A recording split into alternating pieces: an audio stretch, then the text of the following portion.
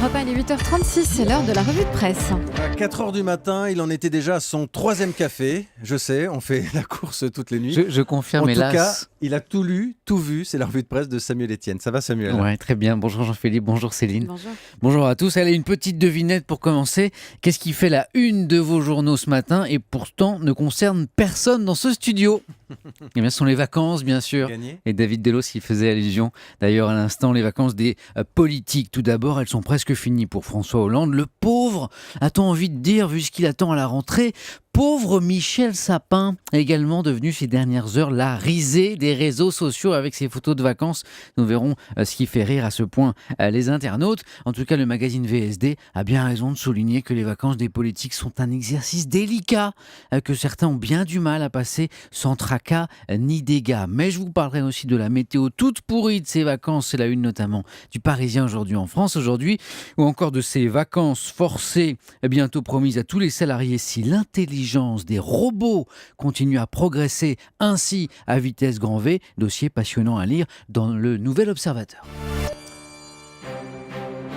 Eux ne sont pas en vacances, on peut même dire qu'ils sont en hyper-activité, ce sont les participants au championnat d'Europe d'athlétisme. Et les mots manquent aux journaux ce matin pour évoquer cette folle journée d'hier pour les athlètes français entre l'or de Compaoré au triple saut, le bronze inespéré de Martine Lagarde sur 110 mètres haies et surtout, bien sûr, l'incroyable disqualification de Mayedine Mekhissi sur 3000 mètres steeple. Les journaux d'Europe 1 vous ont raconté ce matin le maillot enlevé avant la ligne d'arrivée, la réclamation des Espagnols, la victoire annulée, puisque tout est parti d'une histoire de maillot. Le Parisien aujourd'hui en France tente le jeu de mots avec des bleus sans dessus, dessous. Pas C'est mal. facile, mais elle est bonne quand même. Mais surtout, vos journaux prennent parti sans nuance pour Mekhissi. Oublié donc sa réputation de bad boy de l'athlétisme français, ses altercations avec les autres coureurs, les mascottes qu'il a bousculé, les vidéos sont sur internet, vous pouvez aller voir. Non, dans un étonnant élan cocardier, tous vos journaux,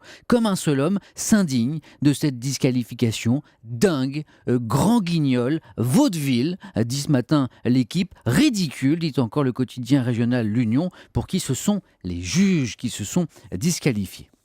Et permettez-moi, moi aussi, de m'interroger sur la valeur sportive de la médaille espagnole obtenue sur réclamation, alors que Mekhissi avait si facilement dominé sa course. Et puis, il faut dire aussi que la réaction du Français, rapportée par l'équipe, l'honore, pas de signe de rage, de colère, de déception, et même une déclaration où il dit qu'il respectera la décision d'élimination. Réaction ultra sportive du Français face à une décision des juges qui respectent certes la lettre du règlement, mais sans doute pas l'esprit du sport. Et à propos de sport encore, Samuel, vous nous recommandez 2 dossiers ce matin. L'un dans Le Point sur ce qui se passe dans la tête des athlètes ou comment la victoire ne s'obtient pas qu'avec les muscles, non. Et l'autre dans l'Équipe Magazine sur ces passionnés de wingsuit. Vous savez, ce vol avec une combinaison qui fait ressembler ces pratiquants à des oiseaux. Pratique extrême, dangereuse et les accidents mortels parfois ne sont pas rares.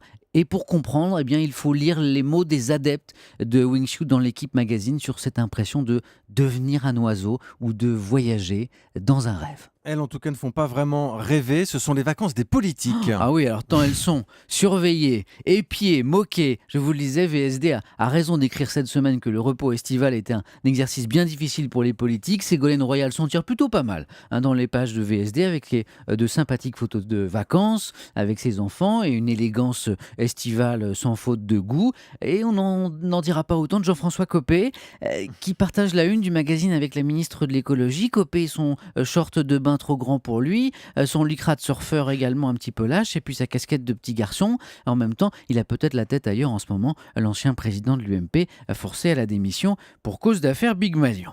Les vacances, exercice bien difficile donc pour les politiques, et le champion, bien malgré lui, c'est le ministre des Finances, Michel Sapin, qui vous annonçait de bien sombres nouvelles hier matin. Oui, il était avec nous. Voilà, sur l'état de l'économie, Jean-Philippe, de notre pays, dans la matinale, et quelques heures plus tard. Voilà qu'apparaissent sur Internet, sur les réseaux sociaux, des clichés du ministre en train de ramer, littéralement sur une barque, illustration malheureuse d'une économie française qui, elle aussi, hélas, est en train de ramer.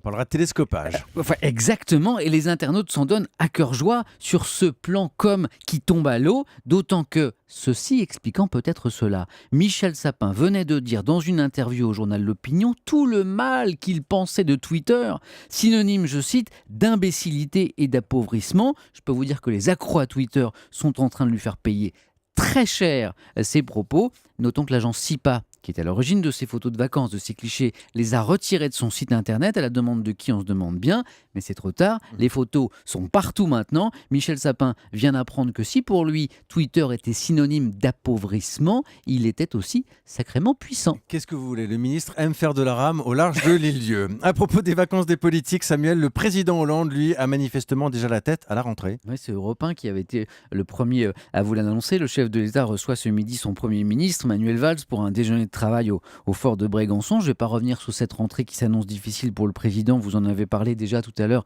Jean-Philippe, avec Raphaël Steinville de Valeurs Actuelles, dans l'humeur du jour. D'ailleurs, pour Valeurs Actuelles, c'était plutôt la mauvaise humeur du jour. Voilà, très mauvaise. Voilà, très mauvaise. Et bien, tenez, très mauvaise humeur encore à l'endroit de François Hollande, du politologue Thomas Guénolé, pour le Figaro.fr, pour qui les mesures économiques du chef de l'État ne sont qu'une danse de la pluie. En fait, lui-même n'y croirait pas, attendrait en réalité la reprise de la croissance mondiale, persuadé qu'au seul niveau national, aucune initiative efficace n'est possible. Ces mesures économiques ne seraient donc qu'une danse de la pluie qui lui permettra d'annoncer le jour où la croissance sera de retour, si bien sûr un jour elle est de retour, qu'il l'avait bien prédit, comme le chaman avait bien prédit la pluie. Et puis, toujours à propos de François Hollande, Samuel, la carte de ses coups de téléphone. Ah, c'est étonnant, c'est le site internet Slate qui met en ligne cette carte passionnante des pays où le chef de l'État a passé le plus de coups de fil depuis le début de son mandat. Alors je vous rassure, Slate ne s'est pas livré à des écoutes illégales du président, ce serait un petit peu gonflé ça.